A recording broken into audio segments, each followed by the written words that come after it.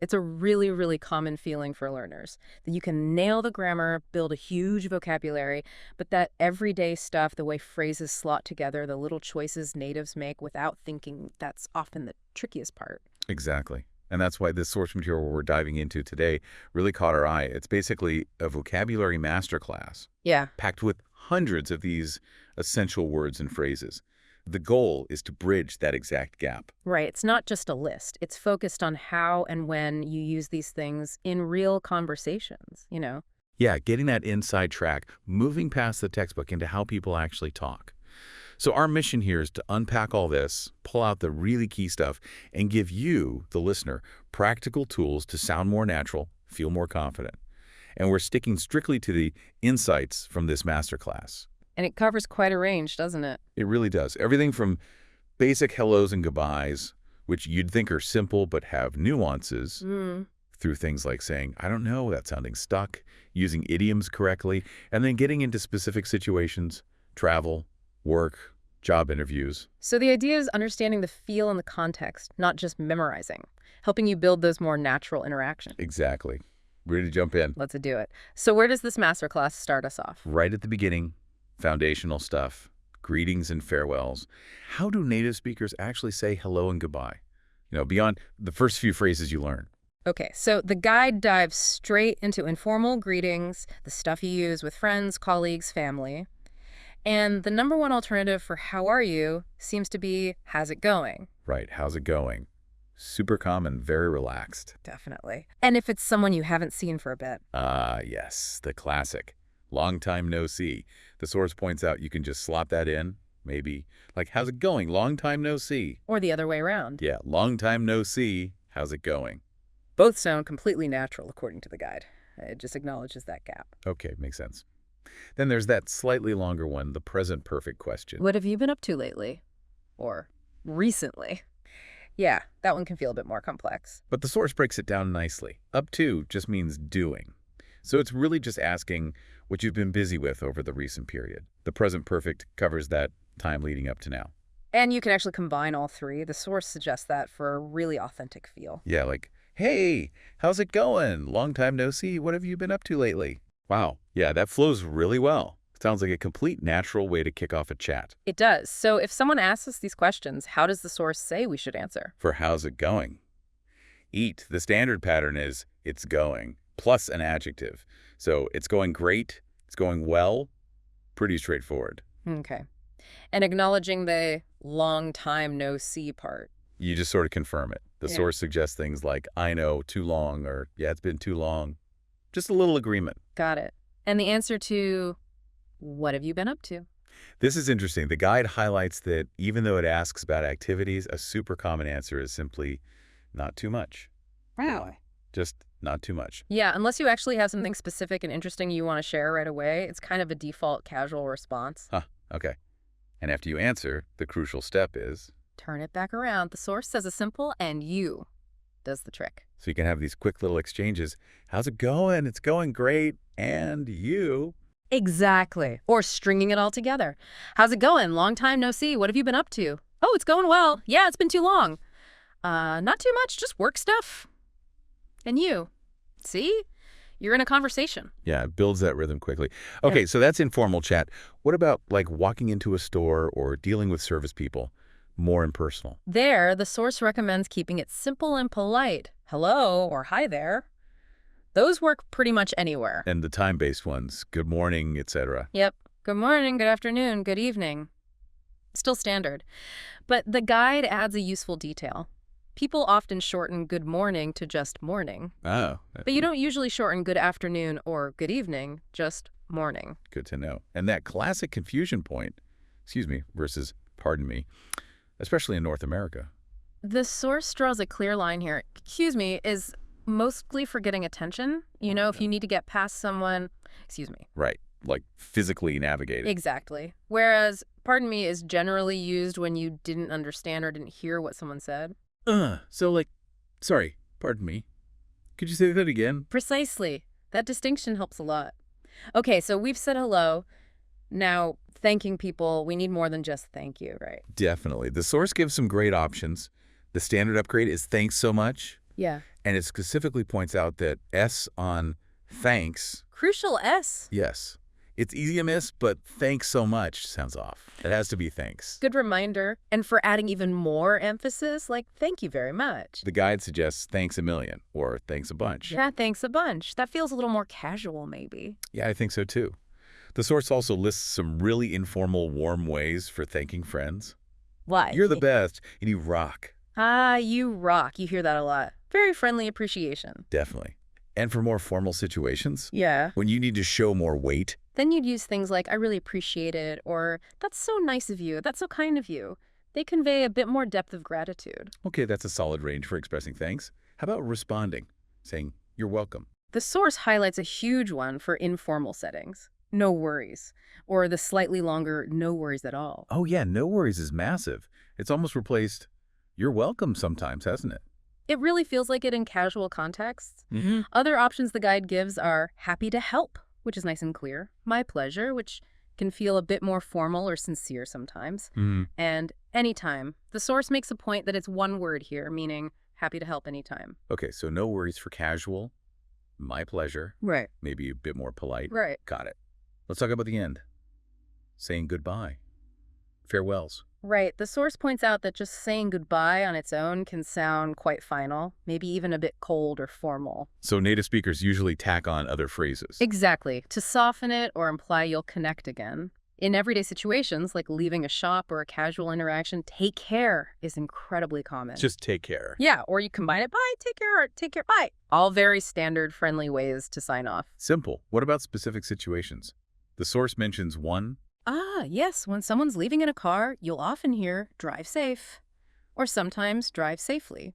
And a source notes something interesting about that. It does. Technically, safely is the adverb, so grammatically it should be drive safely. But in reality, drive safe is probably more common in everyday speech. It's one of those cases where common usage bends the rules slightly. Fascinating. Good to know what you'll actually hear people say. Definitely. Now, if you expect to talk or see them again soonish, The guide suggests talk soon or see you soon. Simple implies future contact. and it emphasizes combining these farewells is really natural. Yeah, like layering them up. Exactly, like, okay, see ya, take care, have a good one. Have a good one. That's super versatile, isn't it? It really is. Works anytime, day, night, weekday, weekend. It's a great general purpose farewell. You can also be more specific, of course. Have a good day, have a good morning, afternoon, evening, night. And you can swap out good. Yeah. The source mentions using other positive adjectives like wonderful, fabulous, fantastic, adds a bit more energy. Have a fantastic weekend. Nice. What if you expect to meet again but don't have a date fixed? Bye for now. Works well there. It implies it's not a final goodbye. Okay.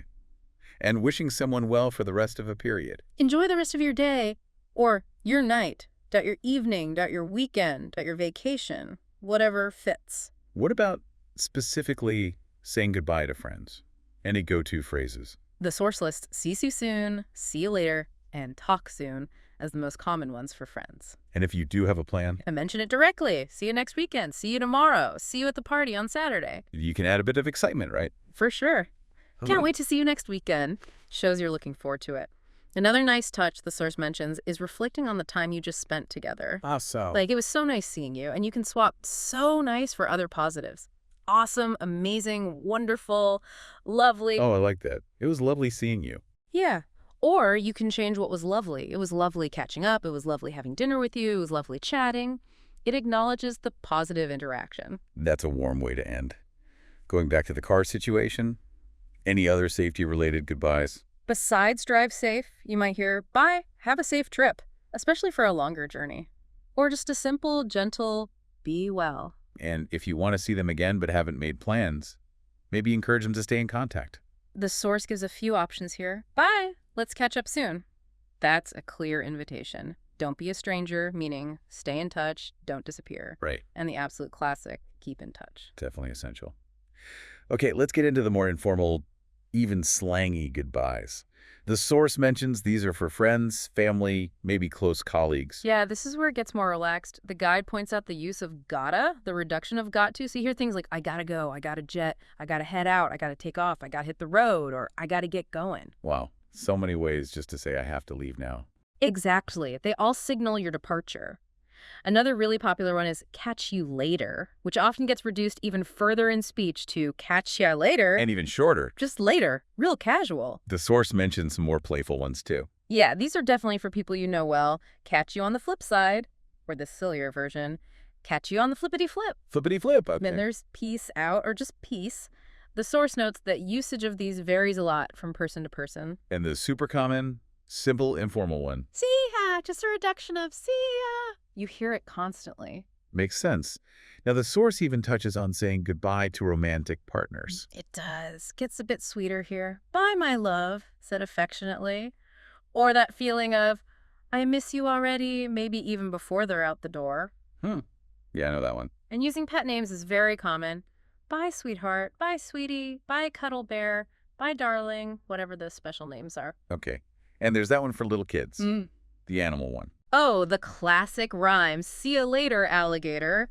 And the source is very clear. The only correct response is, in a while, crocodile. Good to know the protocol. Definitely for the younger set. Okay, that's a huge range from formal to slang. What about professional goodbyes? Work, interviews, networking events. Here, the focus often shifts towards the future relationship or next steps. Phrases like, looking forward to seeing you again soon, or looking forward to working together. And there's a grammar point here the source flags as important. Yes, crucial point. After looking forward to, you need either a gerund, a verb ending in ing, like seeing or working, or you need a noun. So looking forward to the conference or looking forward to the project, not looking forward to meet. Exactly. Looking forward to meeting, or a looking forward to the meeting. That's a common mistake the source helps clarify. Good catch. What if you've just met someone for the first time professionally? Expressing that it was positive is good form. It was a pleasure, or it was a pleasure meeting you, or it was nice talking to you. In job interviews, ending with gratitude is key. Absolutely. Thank you so much for this opportunity and showing you're keen for the next step. I look forward to hearing from you. And the interviewer often replies similarly. They do. Things like, thank you so much for coming today, or thank you for your time today, and they'll usually give a time frame for contact. We'll be in touch shortly, or we'll be in touch soon. In touch is the key phrase there for follow-up. Okay. What if a manager or superior wants to offer encouragement when saying goodbye? The source suggests phrases like, keep up the good work, or keep up the great work, or keep up the amazing work. Simple, positive reinforcement. And if you want to offer help or signal your availability as you part ways. The guide gives 3 useful phrases. First, if you need me, I'm a phone call away, meaning I'm easily reachable by phone. Okay. Second, you know where to find me. This implies you're accessible, maybe in your usual office, or easily reachable online. And the third one, about access. My door's always open. This is a common management phrase, meaning you're welcome to come and talk anytime. You don't need a formal appointment. It signals approachability. That's a fantastic wrap-up of greetings and farewells. So much nuance. It really sets the stage for interaction. Now, what happens when you're in a conversation and someone asks you something and you just, well, you don't know the answer? The source says there are over 30 ways to say, I don't know. 30 ways. Hmm? That just shows how often we need to express uncertainty and how many different shades there are. Where does the source start? Okay, for everyday casual or even professional use, the most popular way to say you have 0 information is apparently, I have no idea. Simple, direct. Yeah, and you can even shorten it to just no idea. Okay, what if you're not totally blank, just uncertain? Then I'm not sure is your go-to. Very common. To soften it a bit, I'm not too sure. Or be specific, I'm not too sure about that. The source mentions a kind of fun, maybe slightly dismissive one. Who knows? Yeah, it kind of implies the answer might be unknowable or maybe not that important anyway. And the one that suggests the asker doesn't know either. Your guess is as good as mine. Meaning, hey, I don't know, you probably don't know, so any guess is just a guess. What if you have to guess, but want to be clear, it's just a guess? The source suggests phrasing it like, if I had to guess, I'd say, that clearly flags it as an estimation, possibly wrong. How about expressing regret that you don't know? I wish I knew. Simple. Or more fully, I wish I could help you, or I wish I could answer that. And a direct way to state inability for that specific question. I can't help you with that one. Sometimes it helps to acknowledge the question first, doesn't it? Before admitting you don't know. Yeah, the source suggests that too. Like, that's an interesting question, but... And then follow up with one of the, I don't know, phrases Or just honestly state, I've never thought about that before. And the very modern solution the source mentions. Huh. Just ask Siri or Alexa, hey, Google, what's the bee? It's become a totally normal way to find information on the spot. True. The source also digs into some idiomatic ways to say, I don't know. Right. The most common one is probably beats me, often said just like that beats me, means I have no idea. There's another one using the idea of a tiny amount. I haven't the slightest idea. Slightest meaning the very, very smallest amount, so not even a tiny clue. The source notes you could also say foggiest or faintest instead of slightest. Same meaning. I haven't a clue. Exactly the same. No idea, no understanding at all. Okay, so those are ways to say you just don't know. What about in a professional setting where I don't know isn't enough? You need to find the answer. Right. Here, the language shifts to managing the situation and offering follow-up. The source suggests a smart first step. Ask for a deadline. When do you need to know by? Good move. Buys you time and sets expectations. Exactly. Then you offer to get the information. Let me get that for you, or let me find out, or let me look into this. The source points out that native speakers often use contractions here. I'll find out. I'll look into this. And a key phrase for promising to follow up. I'll get back to you. You often combine this with why you can't answer now. I need to check something first and I'll get back to you. Or I need to confirm, verify, look into this and I'll get back to you. And you can specify when you'll get back to them. Yes, absolutely. And I'll get back to you by time date, like by the end of the day or by tomorrow afternoon. And it's good practice to confirm if that time frame works. Does that work for you? What if you just need to admit you don't know it right now, off the top of your head? I'm not sure offhand. The source explains offhand means without checking, just from memory right now. Is there an alternative to offhand? Yes. I'm not sure off the top of my head. Same, meaning the information isn't immediately accessible in my brain. And specifying follow-up time using in. Yeah. And I'll email you the information in time, like in about 30 minutes or in an hour. Or if it's urgent, the source mentions using ASAP, and I'll get back to you ASAP. Pronounced ASAP or ASAP. Wow, that's a whole strategy just for handling. I don't know. It shows you can still sound competent and helpful even when you lack the info immediately. It really does. It's about managing the interaction professionally. Okay, so moving from not knowing to not understanding, how does the source say we should ask for clarification or check if we are being understood? Right. Crucial for avoiding miscommunication. If you didn't hear or understand, the source says a simple, sorry, I didn't catch that, is very common and polite. What if it's a specific word or phrase? Sorry, what does X mean? Or if you didn't grasp the overall meaning, sorry, what do you mean by X? And if the problem is how they're speaking, too quiet. Could you speak up a little? The source clarifies speak up means speak louder. Too fast. Could you slow down a little? Using could you makes these requests polite. Okay, now flipping it. When you've explained something, how do you check if the other person got it? The source gives several options here. Very common. Do you know what I mean? Or does that make sense? Yep. You can add to you, but often don't need to. And the really short version. Makes sense. Just like that, with a rising intonation at the end. Super common quick check. Yeah, I use that one all the time. Me too. Mm. Similar ones. The source lists are, does it sound good to you? Or the short forms sound good, again with that upward inflection. Okay. And there's an idiom the source mentions for checking agreement or shared understanding. Yes, are we on the same page? The source explains this means, do we agree? Or do we understand the situation the same way? And if the answer is yes, You can just confirm, yep, we're on the same page. perfect. These are so vital for keeping communication clear and making sure everyone's aligned. Okay, this leads us nicely into a really rich section the source covers. Idioms. Ah, yes, idioms. The source really emphasizes these, saying they're crucial for sounding natural and for understanding native speakers, right? Absolutely. It positions them as a key part of fluency. The masterclass apparently covers 50 common ones. Now, we probably can't break down all 50 in minute detail here. No, that would be a deep dive in itself. Exactly. But we can definitely look at a good selection provided in the source, get a feel for what they mean and how they're used, give everyone a taste of their power. Sounds like a plan. Which ones does the source highlight? Okay, one of the first is to play something by ear. Play by ear? Like music. Sort of, but it means deciding how to handle a situation as it unfolds, rather than making firm plans beforehand. The classic example the source gives is weekend plans. What should we do this weekend? Ah, Let's just play it by ear. So being spontaneous. Got it. What about to be all ears? That means you're fully listening, giving your complete attention. The source uses a work example. Maybe you want to pitch an idea and your boss says, okay, I'm all ears. It signals they're ready and focused on what you have to say. A good way to show you're ready to listen. Here's a fun one. To wake up on the wrong side of the bed. Huh. Yes, the source explains this just means waking up grumpy, irritable, in a bad mood for no particular reason. You might say about someone else, wow, someone woke up on the wrong side of the bed today. We've all been there. How about to wing something? This means doing something, like giving a presentation or maybe even an interview answer without proper preparation, kind of improvising it. The source wisely notes you would not want to wing an important exam like IELTS. Definitely not. Good advice. To make a mountain out of a molehill. A great visual idiom.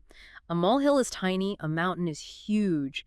The source says it means exaggerating a small problem, making it seem much bigger or more serious than it actually is. Like, okay, calm down, it was a tiny mistake.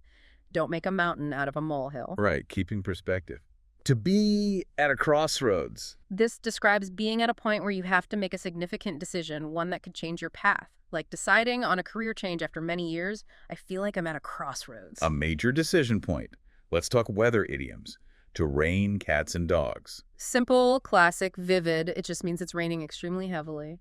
Wow, look outside. It's raining cats and dogs. Can't beat that one. Feeling good. To be on top of the world. That means feeling incredibly happy, ecstatic, like everything is perfect.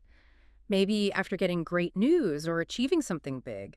I just got the promotion. I'm on top of the world. Pure elation. How about relationship dynamics? To give someone the cold shoulder. The source explains this means intentionally ignoring someone or being unfriendly, usually because you're angry or upset with them. Why are you giving me the cold shoulder? Did I do something wrong? Like emotional distance. What about avoiding a decision? To sit on the fence. This means delaying or refusing to choose between two options or take sides in an argument, often because it's difficult or you're unsure. A manager who won't decide on a project might be accused of sitting on the fence. Indecisiveness. Yeah. Okay, here's one we saw mentioned earlier, but it's listed as an idiom. To hit the nail on the head. And the source reinforces its meaning here. To be exactly right about something, to identify the core issue perfectly. You really hit the nail on the head when you said the main problem was communication. Confirming accuracy. How about health? To be as fit as a fiddle. A fiddle is a violin. This idiom means to be in excellent physical health, very energetic and well. My grandpa is 85, but he's still as fit as a fiddle. Vibrant health. To get something out of your system.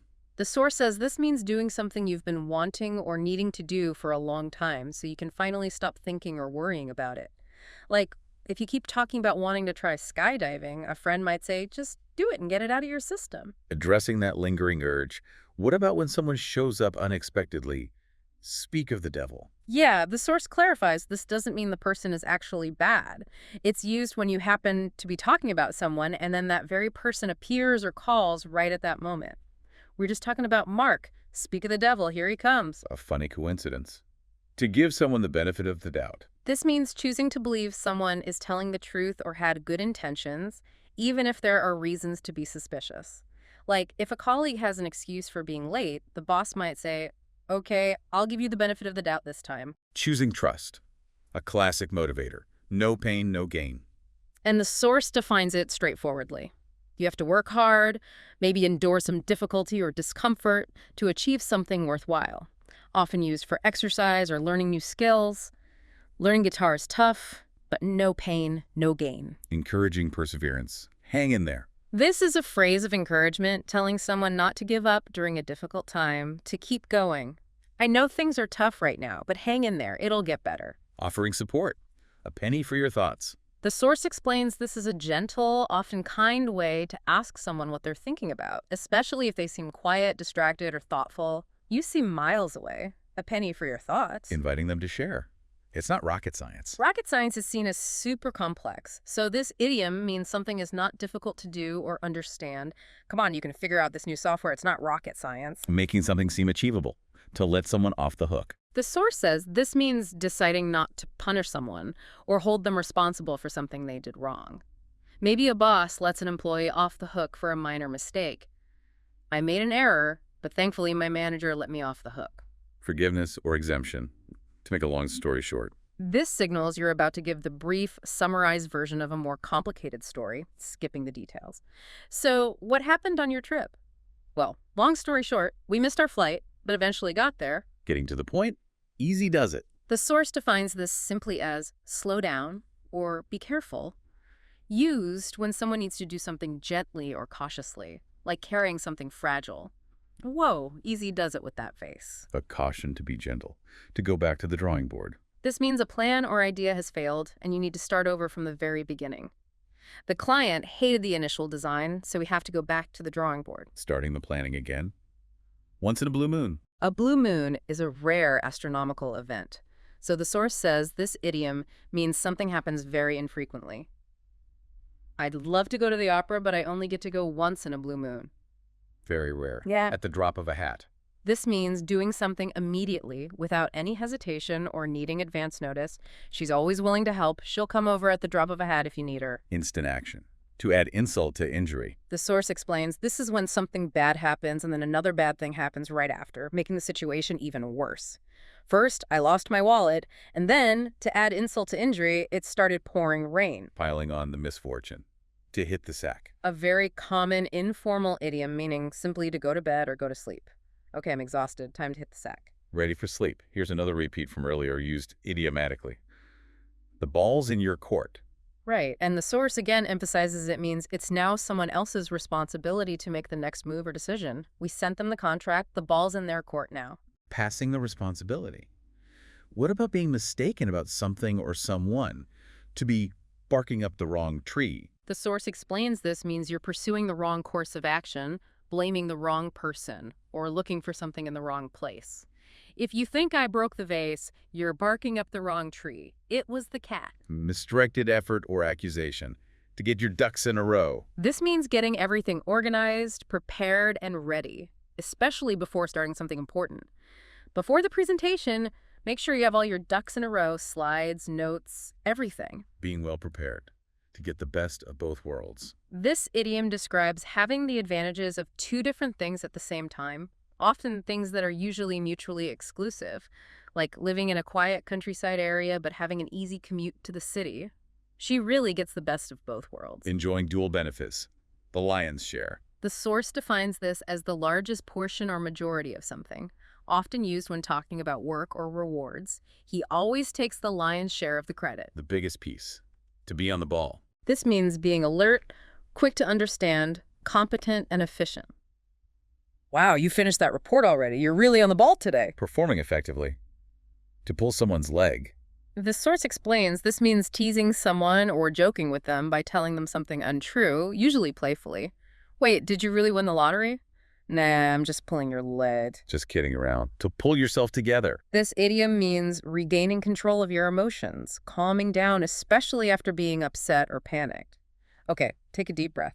You need to pull yourself together before the meeting. Getting composed. So far, so good. The source says this is used to indicate that things are progressing well up to the current point, but acknowledging that could change.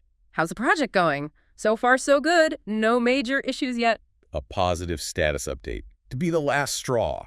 This refers to the final event in a series of annoyances that makes you finally lose your patience or tolerance. He was late again, forgot the documents, and then spilled coffee on me. That was the last straw. Reaching the breaking point. Time flies when you're having fun. A very common saying.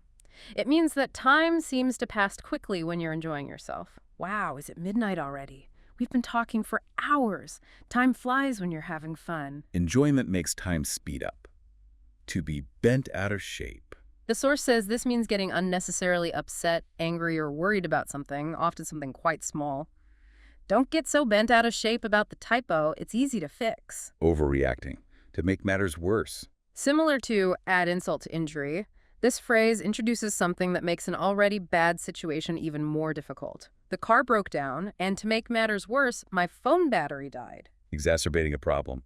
Don't judge a book by its cover. A widely known piece of advice. It means you shouldn't form an opinion based only on outward appearance. He looks quiet, but he's actually brilliant. Don't judge a book by its cover. Look deeper. To fall between two stools. An interesting one. The source explains it means failing to achieve either of two aims because you're trying to satisfy both inadequately, like a restaurant trying to be both cheap and gourmet, ending up being neither. Their strategy tried to please everyone and fell between two stools. Failing by trying to compromise too much. To cost an arm and a leg. This simply means something is extremely expensive. I'd love that designer handbag, but it costs an arm and a leg. Very pricey. To cross that bridge when you come to it. The source explains this advises against worrying about potential future problems before they actually happen. Deal with them if and when they arise. What if the flight is delayed? Let's not worry about that now. We'll cross that bridge when we come to it. Deal with problems as they occur. To cry over spilt milk. Or sometimes spilled milk. This idiom means getting upset or complaining about something bad that has already happened and cannot be changed. Okay, you made a mistake, but there's no use crying over spilt milk now. Let's fix it. Don't dwell on the unchangeable past. Curiosity killed the cat. This is used as a mild warning against being too nosy or inquisitive, suggesting it could lead to trouble. Why do you need to know his salary? Just curious. Well, curiosity killed the cat. A warning about prying. To miss the boat. The source defines this as losing an opportunity because you acted too late or hesitated. They were selling cheap tickets last week, but I waited too long and missed the boat. Opportunity lost due to delay. To be on fire. This idiom means someone is performing exceptionally well, having great success, often in a rapid or impressive way, like a salesperson making many sales, or an athlete playing brilliantly. She answered every question perfectly in the interview. She was on fire. Performing outstandingly. To spill the beans. The source says this means revealing a secret or telling something that was supposed to be kept confidential, often accidentally. Don't tell Sarah about the surprise party. She's terrible at keeping secrets and always spills the beans. Revealing secret information. And one more the source defined. To be under the weather. Yes, a very common way to say you're feeling slightly ill, not seriously sick, but just not feeling well. I think I'll take the day off. I'm feeling a bit under the weather. Feeling unwell. Okay, the source listed to be out of the woods. But the definition wasn't complete in our material, so sticking to the ones with explanations, that's a really solid dive into common idioms. It really is. And you can see how sprinkling these into your conversation, naturally not forcing them, but using them where they fit, makes your English sound much more native-like and expressive. Absolutely. It adds color and nuance. Mm. Okay, moving on from idioms, the source then tackles how to share opinions and perspectives. This is huge, especially professionally. It mentions covering over 50 phrases for this. Another area with massive variety. So how does the guide suggest introducing your personal opinion? What are the options beyond just, I think? It recommends picking maybe 2 or 3 phrases you like to start with, then gradually adding more so you don't sound repetitive. It gives a whole list, ranging from common to slightly more formal. Things like, in my opinion, as far as I'm concerned, from my perspective, from my point of view. Personally, I think that. Okay, so several ways to frame it as your view. Exactly. Also, in my view, I'd say that, which is quite common and natural. I believe that, and then stronger versions like I strongly believe that or I firmly believe that. Showing conviction. Right. And even stronger. I'm convinced that, or there's no doubt in my mind that. Also, I feel that in my mind, and it seems to me that. Wow, that's a lot of options just to introduce your viewpoint. It really is. And just using something other than I think immediately makes your language sound a bit more varied and maybe more thoughtful. The source uses an example idea, like we should hire a marketing expert to build our website. And you could introduce that with any of these phrases. It's exactly. From my perspective, we should hire a marketing expert. Or, I'm convinced that we should hire a marketing expert. The guide really pushes for using a variety of these. And the source actually comes back to variations on, I think, later on too, doesn't it? We could weave some of those in here for a fuller picture. Good idea. So for equivalents to I think that sound natural, a source mentions I'd say is very common. Also framing it as if you ask me, I'd say. Okay. For emphasizing it's your personal take, it seems to me that, which we had, but also the way I see it, or even just to me. The source also notes, I reckon, is used in some regions. Right, I reckon has a more specific regional flavor. And then there are phrases you add after stating your opinion, like that's my take on it, meaning that's my view or interpretation. Or the idiom, that's my 2 cents. Which is a casual way to offer your opinion, sometimes implying, might not be worth much, but here it is anyway. Okay, so ways to frame the opinion itself and ways to label it afterwards. What about expressing different levels of certainty, in your opinion? The source covers this too. For 100% certainty, I'm sure, I'm certain, I'm positive. Strong and clear. For more formal certainty, you might use it's obvious that, or employ strong adjectives like indisputable, undeniable, unquestionable, or the phrase beyond a doubt with it's, like it's undeniable that we need to adapt. Very forceful language. What about the opposite? Expressing doubt or uncertainty, in your opinion? Phrases like it's possible that, it's probable that, or it's likely that signal less than full certainty. Okay. And for opinions based more on gut feeling or intuition, not hard evidence, the source gives I figure, I gather, or specifically, I have a hunch that. I have a hunch. I like that one. It clearly signals it's an intuition. And phrases that explicitly show you might be wrong, more diplomatic ways to state an opinion. Yes, the source provides things like, correct me if I'm wrong, but, or, if I'm not mistaken, also to the best of my knowledge, which indicates your opinion is based on what you currently know, acknowledging it might be incomplete. Those are really useful for navigating sensitive topics or admitting limitations. Okay, now disagreeing.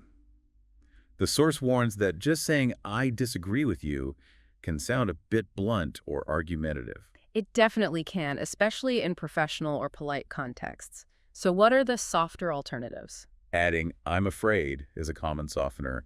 I'm afraid I disagree with you. Makes it sound gentler, more regretful. Okay. What about acknowledging their point first? This is a key strategy the source highlights for polite disagreement, using phrases like on the contrary, or I understand where you're coming from, but I respect your opinion, but that's a good point, however, or I see your point, but I have a different perspective. So you show you've heard and considered their view before presenting yours. Exactly. It validates their contribution before countering it. You can also explicitly ask permission. Can I share my opinion? Or frame it as offering another angle.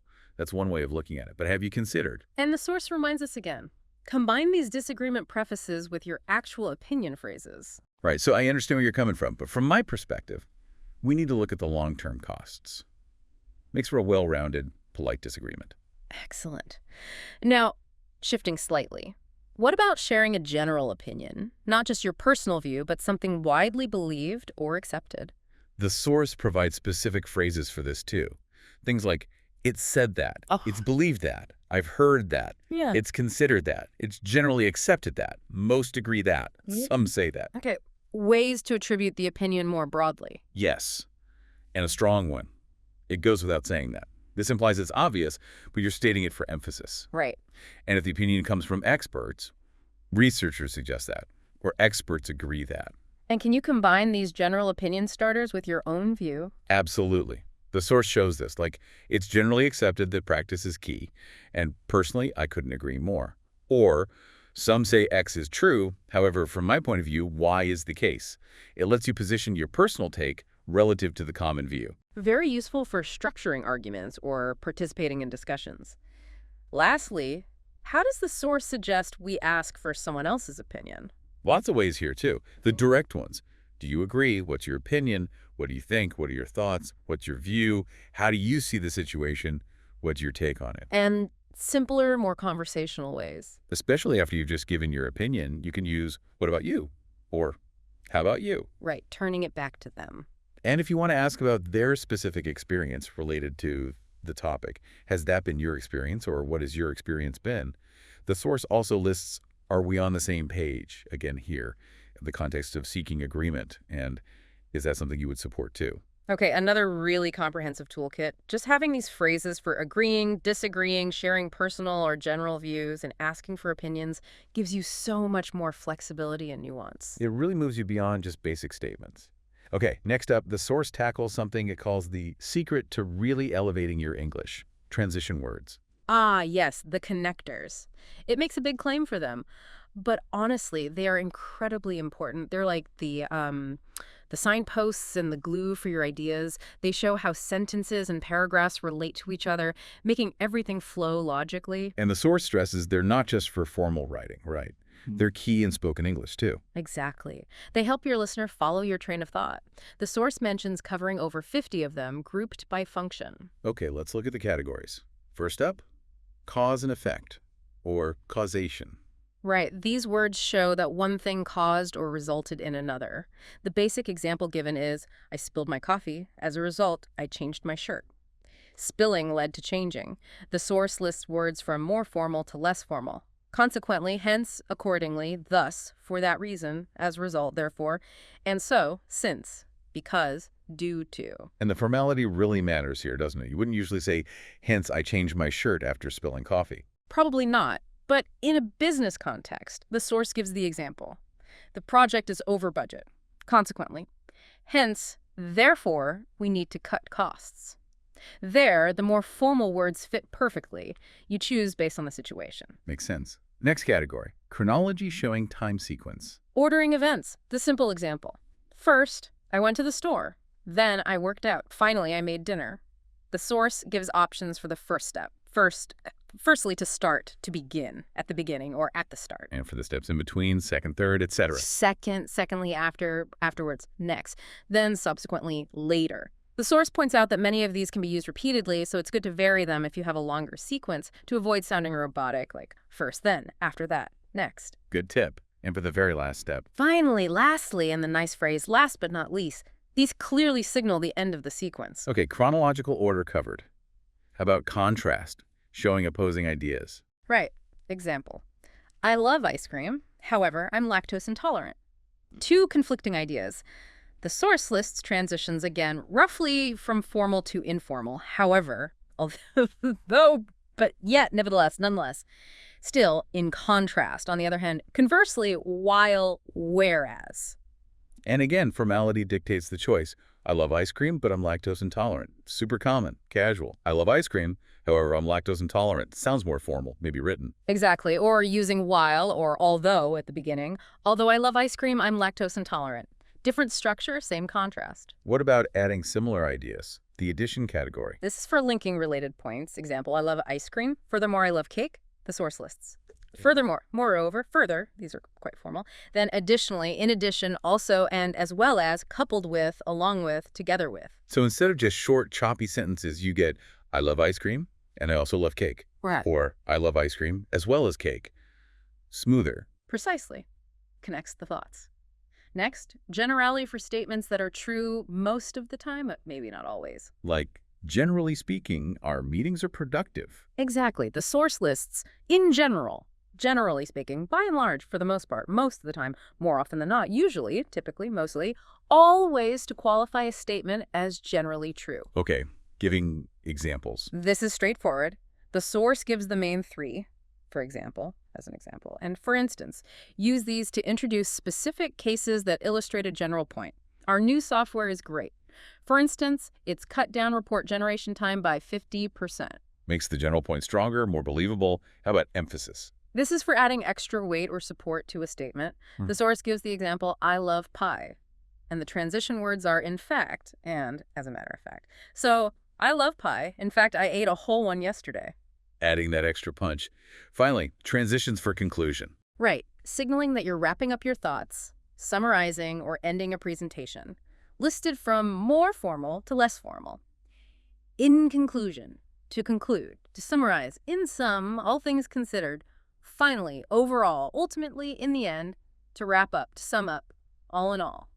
So you could end a speech with, in conclusion, I urge you to consider.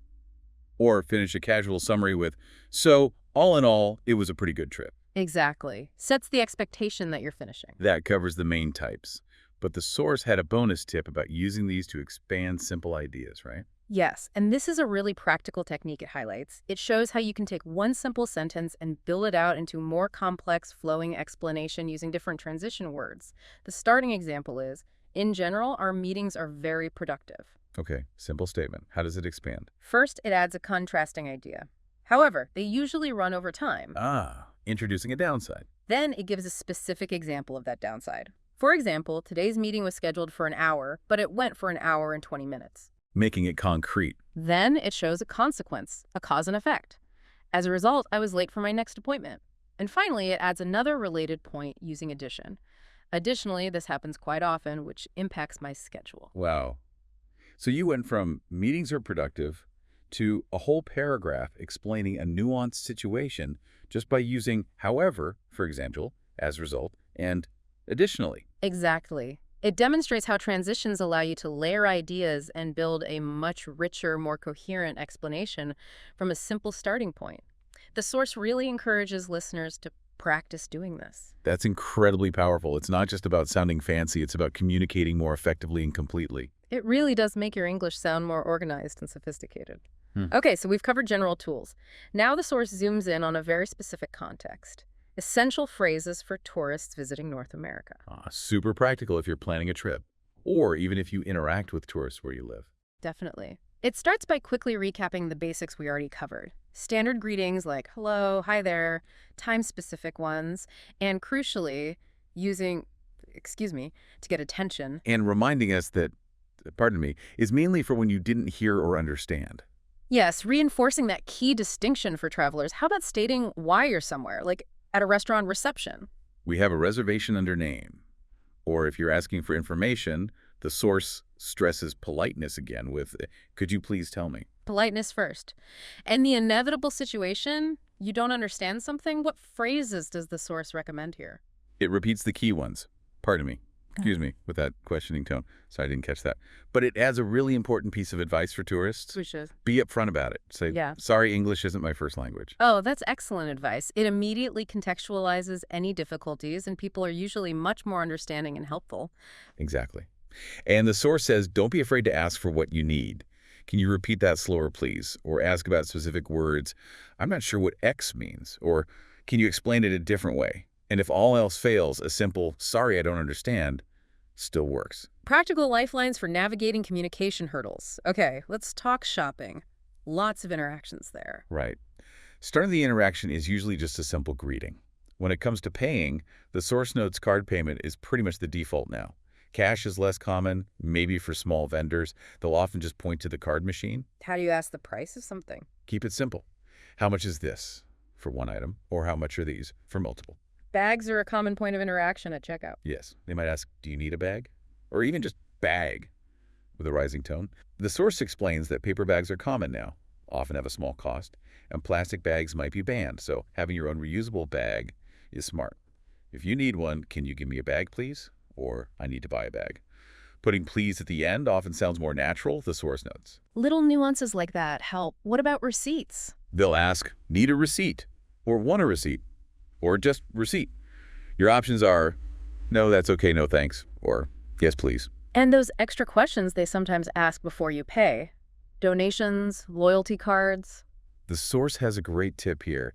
If you've scanned your items, but they ask something you don't understand before you pay, it's probably optional, like a charity donation or signing up for a store card. If you're unsure, a polite no thanks is always a safe answer. Smart. What about in clothing stores when staff approach you? If you're just looking, the source suggests, I'm just looking or I'm just browsing. If you do need help, I'm looking for item, like a blue scarf. Or ask where things are. Where can I find men's shoes? Or ask if they stock something. Do you carry item? Like, do you carry umbrellas? And trying clothes on. Where can I try this on? Or ask for the specific rooms. Where are the fitting rooms? Or where are the changing rooms? And if you might need to return something later. Ask up front. What's your return policy? Okay, shopping covered. Now, restaurant dining. Another key tourist interaction. Arrival. Greeting, then state your party size. Table for two, please. Or, if you booked, we have a reservation under name to make one. Can we make a reservation? They'll need to know when, how many people, and what time. Can you request specific seating? Yes. Do you have any tables outside or onto the patio? Can we sit by the window, please? Are there any booths available? Dietary needs very important to communicate clearly. Definitely. State allergies directly. I'm allergic to peanuts. For modifications, the source gives examples like, can you make that vegetarian? Or .vegan, or .gluten-free. How about ordering the food itself? The most common and natural way is I'll have, followed by the dish name, like I'll have the salmon, or slightly more formal, I'd like the salmon. And modifying orders, is that okay? The source emphasizes that yes, modifying orders is very common and perfectly acceptable in North America. You can add things, can you add extra cheese, you can remove things, but no onions please, or whole the onions, or without onions. Hold the onions. That's a classic restaurant phrase. It is. You can also ask for specific preparations. Could you make it extra spicy? Or ask for things separately? Can you put the sauce on the side? Don't be shy about asking for reasonable modifications. Good to know. What about drinks, especially water? Ask politely. Can you bring us some water, please? They might ask, sparkling or still bottled. If you just want regular tap water, the source says to reply, tap water is fine. It notes tap water is usually free and perfectly safe to drink everywhere, sometimes called house water. Very useful local knowledge. Finding the facilities. Ask where are the bathrooms or where are the restrooms. The source specifically advises against using the word toilets in this question. Ah, good cultural note. What about leftovers if you can't finish your meal? Very common to take leftovers home. Ask, can I have a to-go box, please? Or can you wrap this up or could you pack this up? All mean the same thing. And getting the bill at the end? When you're finished, maybe decline dessert or coffee. Then say, just the check, please, or just the bill, please. Check and bill are interchangeable. Or ask directly anytime. Can you bring me the check bill, please? You might also need to ask, where do I pay, if it's not clear. And the tipping situation. And the source explains tips, or gratuity, are rarely included automatically, but are generally expected, usually 10–20% of the bill. You typically add this yourself, often selecting an option on the card machine when you pay. Okay. One more modern necessity, Wi-Fi. Yes. Ask, do you have Wi-Fi? Or is there Wi-Fi here? To get the password. What's the Wi-Fi password? If it's long or complicated, the source suggests asking them to write it down, repeat slowly, or even just handing them your phone to type it in directly. Practical tips. Okay. Yeah. Shifting from places to movement, getting around. The source notes that with smartphones and GPS, asking strangers for directions is less common now, but it still provides the key phrases. Always good to have just in case. Right. Always start politely with, excuse me, then, excuse me, do you know how to get to place X? Excuse me, which way is place Y for transit? Excuse me, does this bus train go to destination Z? Excuse me, which bus train will take me to destination Z? Straightforward. And that other common request tourists often make of strangers. Asking someone to take their photo. Excuse me, do you mind taking our photo? The source highlights the ing form, gerund, after do you mind? Another option. Excuse me, could you please take our picture? Photo and picture are interchangeable here. Perfect. And the source ends this tour section with a reassuring thought. It does. It reminds listeners that people in North America interact with non-native English speakers all the time, are generally friendly and patient, and that having an accent or making occasional mistakes is perfectly fine and won't ruin your trip. The goal is clear communication, and these phrases help achieve that. That's a great takeaway. It's about connection, not perfection. Okay, let's change gears significantly now. The source moves into more advanced phrases for quite formal situations, specifically mentioning things like the IELTS exam or job interviews. Right, this is about polishing your language for situations where precision and sounding proficient really matter. The source provides over 30 phrases for this context. Where does it start? With the basics, talking about where you live but doing it formally, the recommended core phrase is, I was born and raised in place X. It emphasizes the past simple tense and the preposition in. Okay. How do you add more detail, like where you live now or for how long? You can add contrast. But now I live in place Y. For duration, use the present perfect. I've lived here for over Z years. Or, for ongoing actions like living, working, studying, the present perfect continuous sounds very natural. I've been living here for over Z years. And you can vary how you state the time period, Z years. Yes, be specific for 5 years. Or, more general, for several years, for many years, for a number of years. Gives you flexibility. Okay. How about talking about your work formally? Start with your job title, and the source stresses using the article A or N. I'm a software engineer. I'm an accountant. If your position is unique, use the, often mentioning the company. I'm the marketing director at XYZ Corp. The source suggests using a gerund statement for a general comment about your job. Yes, this sounds quite sophisticated. Being an engineer is very rewarding. Using that ink form to start the sentence. And talking about what you enjoy, using verbs of preference. I love using my problem-solving skills, or I enjoy collaborating with my team. The structure is verb of preference, love, enjoy, etc., followed by a gerund ing form. The source suggests adding strong adjectives too. I enjoy brainstorming unique solutions to complex problems. Elevates the description. Right. Nice. And acknowledging the downsides or challenges. Use a contrast transition word like, however, followed by maybe another gerund statement. However, being an engineer also has its challenges. Then specify the challenge, perhaps using specifically. Specifically, deadlines can be very demanding, and sometimes they have to work around the clock. Work around the clock. That's a good idiom the source includes for intense work periods. Exactly. Combining these elements, gerunds, strong adjectives, transitions, idioms, creates a really impressive, detailed answer. How about discussing hobbies formally? The source suggests, starting with an opinion statement, again, maybe using a gerund, in my opinion, having hobbies is integral to living a fulfilling life. Shows you value work-life balance. Okay. Then how do you state your specific hobby? Use the phrase, I'm an avid X. Avid is the key adjective here, meaning very interested or enthusiastic. And X is the noun form of the hobby. I'm an avid hiker, an avid reader, an avid photographer, an avid guitar player. Structure is to be an avid plus noun. Avid sounds much stronger than just I like. It does. Then, explain why you enjoy it, perhaps with another gerund statement. Hiking gives me the opportunity to disconnect and appreciate nature.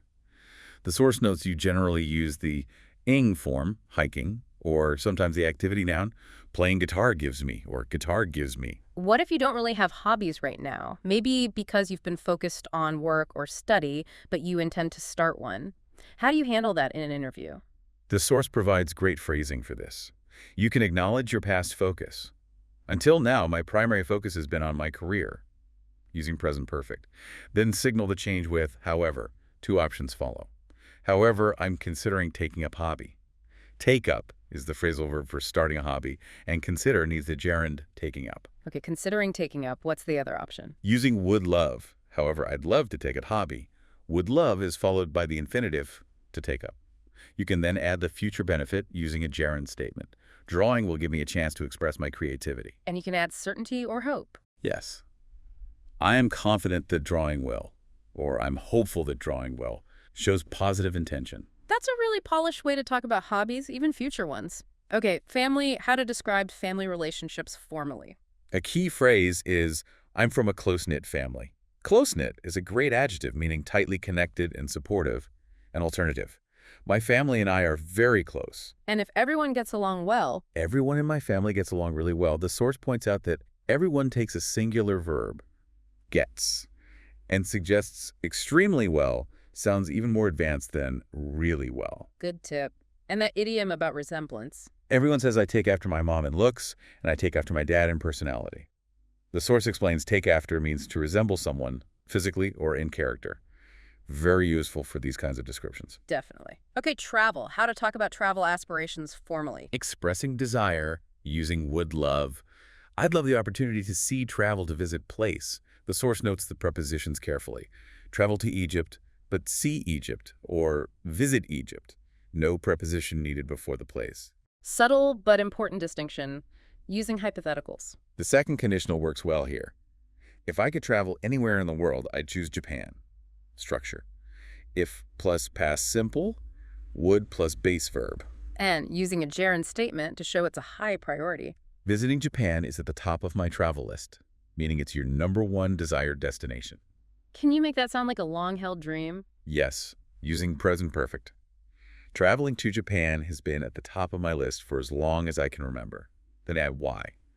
From my perspective, its unique blend of ancient tradition and modern technology is fascinating. And the source had a very advanced phrase for expressing the anticipated enjoyment. It did. And I'd revel in the opportunity to experience the culture firsthand. Revel in the opportunity plus infinitive means to take great pleasure or delight in the chance to do something. Sounds very sophisticated. It really does. Fantastic phrases for formal contexts. Now, the source also included some bonus safety net phrases for clarification, right? If you're answering a question and feel like you're not expressing yourself clearly. Yes, these are lifesavers in high-pressure situations like exams or interviews. The source recommends memorizing a few. They include, what I'm trying to say is, what I'm getting at is, what I'm trying to get at is. Ways to pause and rephrase. Exactly. Also, to put it another way, and in other words, and one that acknowledges the other person's point while clarifying yours. I get what you're saying, but. The source notes get is more casual for understand. The formal version is I understand what you're saying, but. Having those ready can really boost confidence. Okay, that covers a lot of formal ground. Now let's zoom in even further. Advanced phrases specifically for the workplace. The source lists 25 professional phrases. Right. These are the kinds of expressions you'll hear and want to use to sound fluent and integrated in a North American professional setting. Let's maybe pick out some key ones and discuss how the source explains their use. First up, I'm on board with that. Okay, on board. What does that signify? It means you agree with a proposal or plan. You support it. The source gives the example. We discussed the new marketing strategy, and the whole team is on board.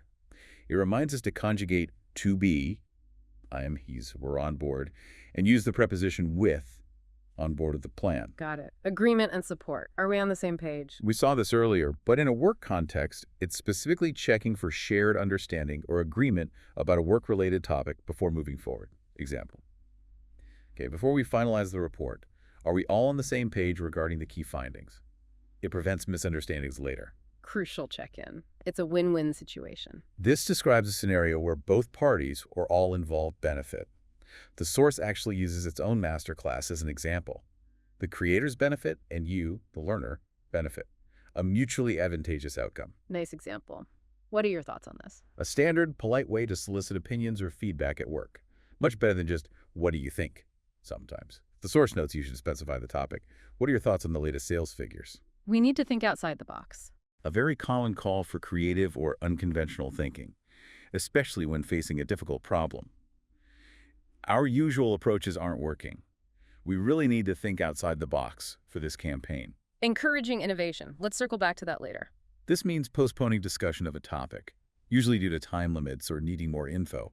That's a valid point, but let's circle back to it after we've covered the main agenda items. The source notes it's often used as an imperative. Let's. A common way to manage meeting agendas. We need to prioritize our tasks. Simply means organizing work based on importance and urgency. Okay, team, we have a lot on our plates this week. Let's prioritize our tasks first thing Monday morning. Please keep me in the loop. A request to be kept informed about updates or progress on something. I'll be out of the office tomorrow, but please keep me in the loop on any developments with the client.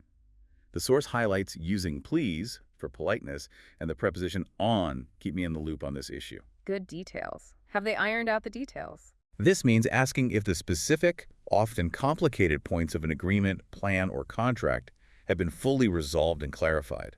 Did they sign the contract? Not yet. They're still ironing out the final details. The source notes the pronunciation ironed out. Resolving the fine print. I'm all ears. Another idiom reappearing in the workplace.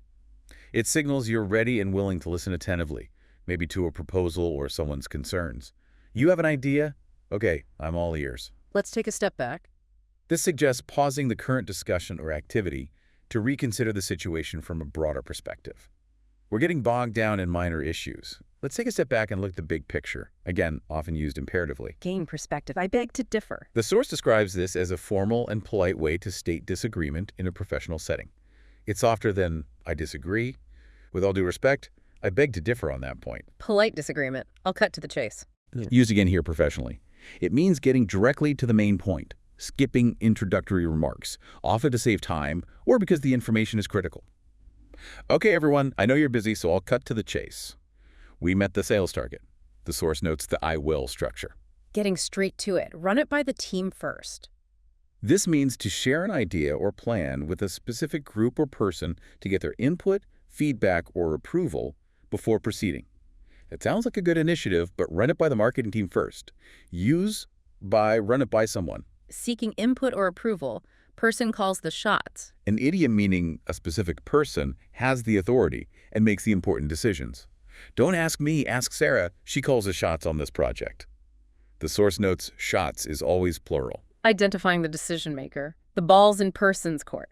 Used professionally, this means it's now someone else's responsibility to act or decide. We've submitted our proposal. Now the ball's in the client's court. Shifting responsibility. We need to nip this in the bud. Another idiom applied to work. It means stopping a small problem early before it becomes a bigger issue. I've noticed a few people bending the rules on expenses. We need to nip that in the bud right away. Notes the verb nip. Early intervention. It's not my cup of tea. Used even professionally to express personal dislike or lack of interest in something, usually politely. He asked me to manage the social media account, but honestly, it's not really my cup of tea. Expressing preference politely. They hammered out the agreement. Similar to ironed out, but often implies more negotiation or effort was involved in reaching the final agreement or plan. After 3 days of intense talks, they finally hammered out a deal, often used in the past tense. Reaching a difficult agreement. We're swamped right A now. very common informal way to say you're extremely busy, overloaded with work. Can you help with this? I'd love to, but I'm absolutely swamped this week. The source notes it's to be swamped, using the ed form. Very busy. We'll take that into consideration. A standard, somewhat formal phrase used to acknowledge feedback or a suggestion, indicating it will be thought about during decision-making without necessarily promising to adopt it. Thank you for your suggestion. We'll take that into consideration. Acknowledging input. We need to think long term. Emphasizes considering the future implications of decisions, not just immediate results. This solution works now, but we need to think long-term about its sustainability. Future focus. Sorry, I'm tied up. Means you're busy or occupied and therefore unavailable. Could you join the call? Sorry, I'm tied up in another meeting right now. The source notes, you can specify what you're tied up with. Unavailable due to being busy. Let's put our heads together. A call for collaboration or brainstorming, suggesting that collective thinking will yield better results. This is a tricky problem. Let's put our heads together and see what we can come up with. Collaboration. And the last one. To play devil's advocate. This means arguing against a position or proposal, not because you necessarily disagree, but deliberately to test its weaknesses and explore counter-arguments. I actually support the plan, but let me play devil's advocate for a moment. What if our main competitor reacts this way? It's a technique to ensure thorough consideration. Exploring opposing views critically. Wow, that's another incredibly useful set of phrases. Using those correctly would definitely make someone sound more professionally fluent. Absolutely. It's See? like learning the specific language of that environment. Okay, building even further, the source dedicates a section to advanced phrases specifically for job interviews, often tied to common questions. Over 50 expressions here. Right, because interviews are such a high-stakes formal situation, having precise and impressive language is key. How does the source suggest tackling that all-important opening? Tell me about yourself. It provides a crucial starting phrase. I have more than over almost X years of experience. It explains more than or over if it's above X, almost if it's just below. And it suggests using round numbers, like almost 10 years if you have 9. Okay, quantifying experience clearly. Then add your role. Yes, as a Gaian job title. Again, stress in the article, a Gaian, you can also specify the field, in the finance field, or in the healthcare industry, or in the nonprofit sector. Got it. How about describing your responsibilities in those roles? Use the structure. In this role, current. In that role, past, I was responsible for. Using the correct tense. And the source makes a vital grammar point here. After responsible for, you must use a gerund verb, ending in ing. Ah, so not responsible for manage, but responsible for managing. Exactly. The source lists common verbs that fit. Managing, overseeing, leading, coordinating, creating, developing, reviewing, improving, streamlining, which it defines as making process efficient, analyzing. Good list of action verbs. And the source suggests using stronger adjectives than just a lot of experience. Yes, words like extensive experience or significant experience sound more professional. You can follow these with a gerund verb, extensive experience managing budgets, or a noun phrase, significant project management experience. Elevating the language. Okay, education and credentials. 4 degrees. I have a bachelor of master of PhD in subject. Again, the article A is important. Mentioning the university and year is optional. More formal verbs. I received my master's from, or I obtained my PhD from. And for certifications. Similar verbs. I received, complete, obtained my certification name in year field.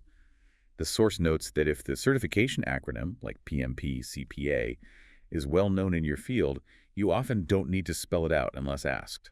Good practical tip. How about discussing personal strengths effectively? The source suggests a transition like, as for my strengths, then highlight a quality using, I'm extremely adjective. It recommends extremely over really or very for a stronger impression. Common adjectives listed include hardworking, committed, trustworthy, honest, focused, methodical, proactive. And team player is handled differently. Yes, the source points out it's a noun phrase, I'm a team player, not I'm extremely team player. Right. What about specific skills, like the ones often listed in job ads, communication, problem solving, etc.? The structure recommended is, I have advanced superior excellent skills. Skills mentioned include time management, communication, adaptability, problem solving, teamwork, creativity, leadership, interpersonal skills, attention to detail. Choose the adjective that fits your level. And there's a specific adjective for work ethic. Yes, the source highlights it's always, I have a strong work ethic. Use strong specifically here. And you can combine these strength statements. Definitely. I have superior communication skills, and I'm also extremely proactive and have a strong work ethic. Layering them shows multiple strengths. Okay. For the question, why are you interested in this position? What kind of phrasing works well? The source focuses on growth and gaining experience. Phrases like, I'm looking for an opportunity to further my skills in X, or to develop my skills in X, or I'm looking for an opportunity to gain experience in the Y field industry sector. Connects your goals to the role. Right, showing ambition and relevance. Finally, how does the source suggest concluding an answer or the interview itself to leave a really positive, lasting impression? It stresses ending strongly, not just trailing off or saying a simple thank you. It provides a powerful template. I believe I'm confident that my extensive X skills, mention a key skill relevant to the job, would make me a valuable asset to your company team organization. Connecting your skills directly to their needs. Exactly. And then add a forward-looking statement, and I look forward to the opportunity to contribute to your goals. The source advises tailoring this, mentioning specific skills from the job description, and referencing the company's actual goals if you know them. That's a very strong, confident closing. And the source included a practice tip related to this. Yes, it suggested practicing answering, tell me about yourself, using all these different phrases. The guide itself prompted users to do it in its comment section, but the takeaway for you, the listener, is to actively practice constructing these kinds of answers yourself. Practice is definitely the key to making these advanced phrases feel natural when you need them. Absolutely. We have covered an enormous amount of ground today, dissecting this vocabulary masterclass, from the nuances of simple greetings all the way through idioms, opinions, transitions, tourist essentials, and these very specific advanced phrases for work and interviews. It's a truly comprehensive toolkit. The sheer number of phrases and strategies for expressing even simple ideas differently is quite staggering when you lay it all out. And the core message seems to be that by understanding the context, the subtle variations, and how to actually use these phrases, you really can significantly shift how natural you sound, how well you understand native speakers, and just how confident you feel navigating all sorts of English-speaking situations. This deep dive aimed to give you that structured understanding quickly, highlighting those aha moments from the source material without overwhelming you, moving you from just knowing words to using the language fluidly. It's like getting the playbook for more natural communication. It really is. And reflecting on everything we've unpacked, the dozens of ways to say thank you, or I don't know, the layers of formality, the richness of idioms. What does all that variety tell us about the English language itself, about its flexibility? And maybe more importantly for you, the listener, how could trying out just one or two new phrases from this deep dive potentially change the feel of your very next conversation? That's a great question to ponder, something to take away and experiment with. Definitely food for thought.